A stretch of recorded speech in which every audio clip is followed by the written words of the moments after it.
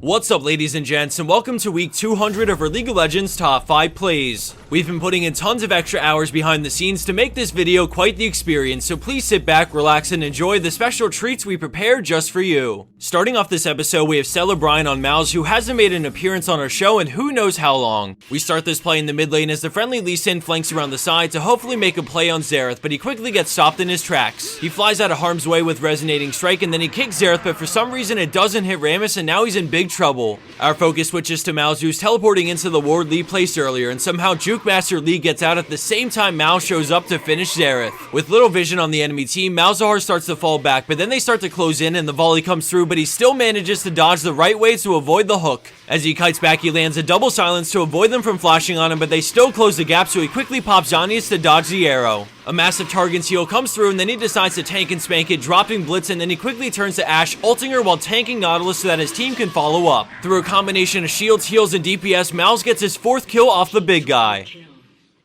Moving into our number 4 spot, we have Jon Snow on Jinx, coming up huge in the bot lane thanks to amazing synergy with her support. Right off the bat, we see the bull run in, getting a nice pulverize, but then all of a sudden Jarvan is here, and they know he's here because of a ward, so they go into full retreat. Out of nowhere, Thresh goes for the flash hook, but an amazing flash eats it up right away, and then Jinx decides to return the favor by throwing down a great chompers that root 2 enemy players. Because of that, Alistar is able to escape as they slowly turn on the heat, finishing off Jarvan with the rocket, which gets her passive going until her W comes back up and she can zap Lucian. The culling makes her back off, and then Thresh puts up the box, but she continues to DPS him until he's low enough for the W to get the kill, which grants her passive again and allows her to chase. She applies the red buff with her auto, and although it looks like he's about to make it away, another zap comes in to make it a triple. As we just saw, synergy can make incredible plays come together, so although MK and Nubba submitted this next clip, you can't give enough credit to the rest of the team for being instrumental in this play. Thresh hides in the fog of war as the enemy team make their way down mid. From the shadows, the hook emerges, finding the Tristana as he flies in, and Orianna shields him straight into a massive shockwave on all 4. Fiora ults, followed by the empowered rockets from Heimer to burst down the enemy team's front line. Zyra and Evelynn go into full retreat, and although it looks like they've created a big enough gap, blue team is bloodthirsty and not ready to give up on the chase. They stay right behind Zyra, and then Thresh begins to tower dive, throwing out an incredible hook that somehow connects on Zyra instead of the creeps, which leads into a final kill and then the tower right after.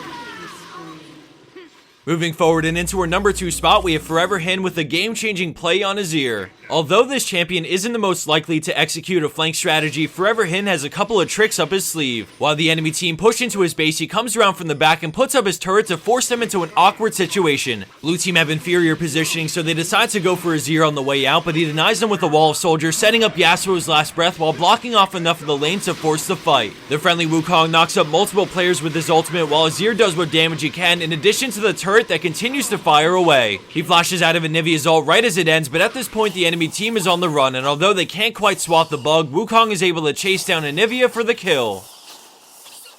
And for our number 1 pro play for this week, we have Dead Alien LFT on Amumu in a Challenger Elo game. With everything nice and even in terms of gold, the next big team fight will go a mile to decide who will become victorious. He works his way close to the fight and hides in the fog of war until he finds an opening as we freeze it.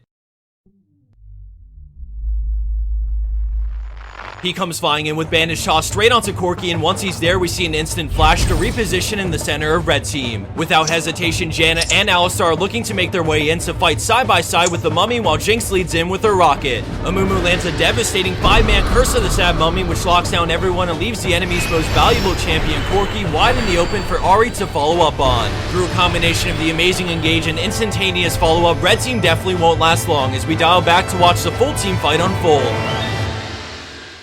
Bandage Toss lands into the flash ult, followed by the immediate charm from Ahri, and then the flash WQ from the bull, locking them down and getting 2 kills right off the bat. One by one, enemy players start to go down as everyone takes off in different directions, but it's no use because Amumu's team crushed that fight so hard they have nothing left to escape with. After that extremely successful team fight, Amumu definitely has nothing to be sad about as they get Baron right after and move one huge step closer to victory.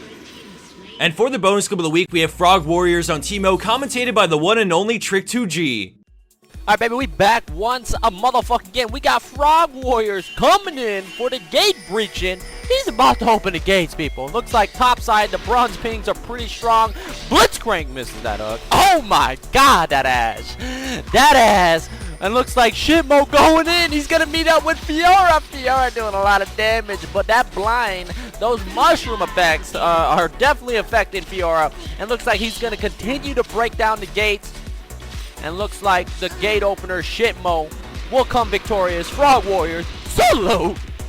If you want to see more content from the 2G God himself, visit the description box or click on that annotation to head straight over to his YouTube channel. Before signing off, I wanted to quickly propose something to all you summoners out there who are looking to play the new Hexakill game mode this weekend. We're looking to make a special top 5 plays for it just like we did much earlier this year, and we need your submissions by Monday morning. So what better way to get you guys excited than to offer a big cash reward for the #1 spot. The winner who gets that spot will receive $150 through PayPal. That means if you want to queue up with 5 of your friends and submit a play as a team, then each of you can pull in $25 to use for RP or whatever you'd like. Or maybe you're not that kind of person and would rather queue alone. Well, $150 could be those shiny skins you've always wanted. The reason we're offering that cash prize is because we really need the clips quickly so we can put together the video before the game mode ends. So again, everyone, turn on that low replay this weekend or get Baron replays going because we need those submissions by Monday morning and absolutely no later. Alright everyone, sadly we've come to the end of this video and have reached a milestone I would have never expected.